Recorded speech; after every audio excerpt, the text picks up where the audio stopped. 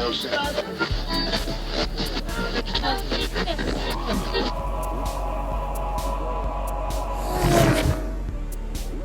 guys, there she is. New piece of junk. A 1990 Nissan 300 ZX. A 5-speed manual. Not the twin turbo. Yes, it is a VG30 DE. It's got a lot of imperfections.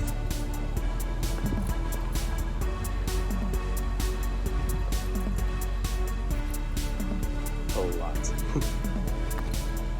But that's the point of these cars.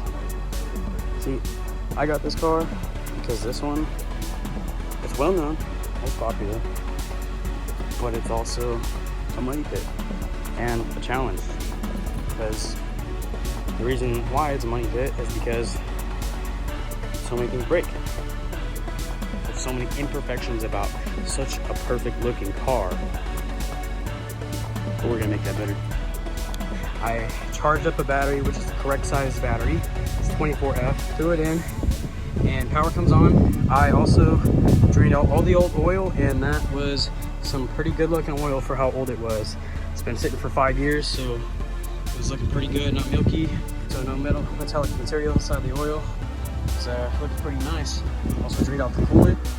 So the next day later, I got a lot of returns on investments, and I found a dime. 1982. Hell yeah, cash out. So I cleared out most of the trash. There was a carpet and stuff down here, and one of the other little foam containers with a bunch of junk over there. I know I should have recorded it, but like always, get carried away. So it's probably gonna be a theme with this channel, getting carried away and just trying to get this work done, to be honest. We're short on time. I got the shop vac all broken out. I'm about to grab the extension cord and get that thing hooked up.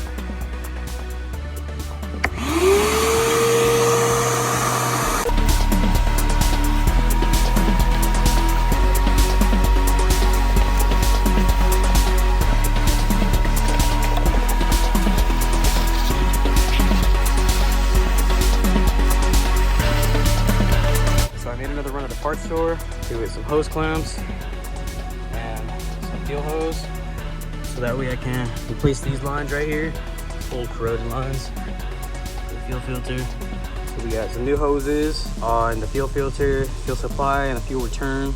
I put brand new battery terminals on there so that way we can get a good connection, and I put a little quick disconnect on the ground. Shout out to CP Generators out here in IE. They supply all of my batteries and alternators, brand new and remanufactured, certified remanufactured. This is a certified remanufactured interstate battery. They're perfect, they last quite a long time, so it's worth it. To guarantee I can get this thing started, I am basically disabling all securities in the car. They custom installed this little low jack security system that basically tugged right off. It came right off. The thing had like no connection. Went and got some new wiring because we're a little short on the ignition wire. Connect those two wires. And once I do that and take out the security box, which should be right up under there, I believe, the kick panel.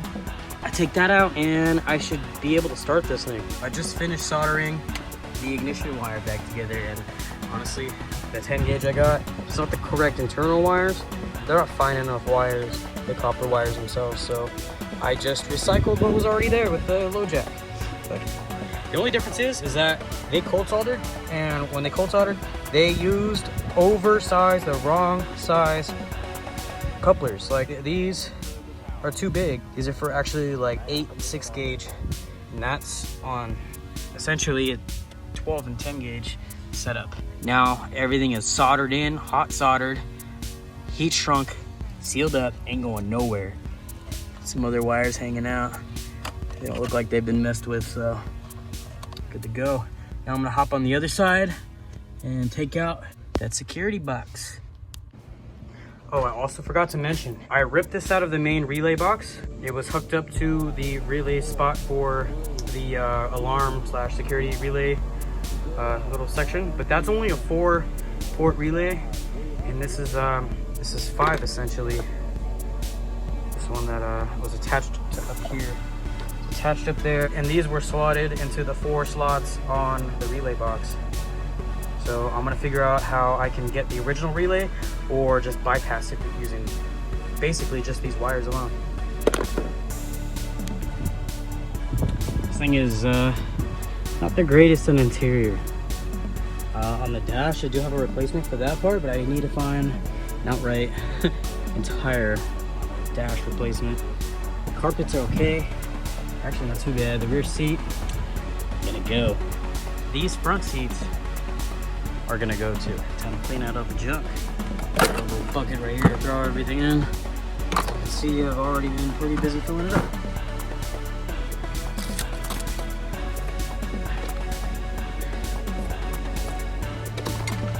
Bolts right there are kind of essential.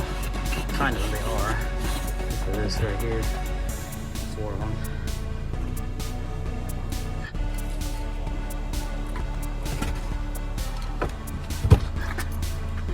These I believe are for the T-tops up here, which aren't too bad. I've seen them a lot worse. They're not that bad. But at least we have these. Can always get replacements. Disgusting. Armor all over the seat.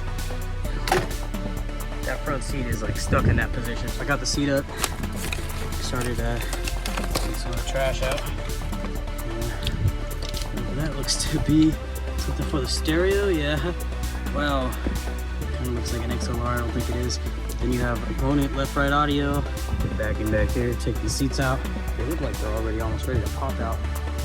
As you can see, that panel's over there, already on its way out. This one's nice, actually, over here. A lot of the carpeting in the car is actually not that bad.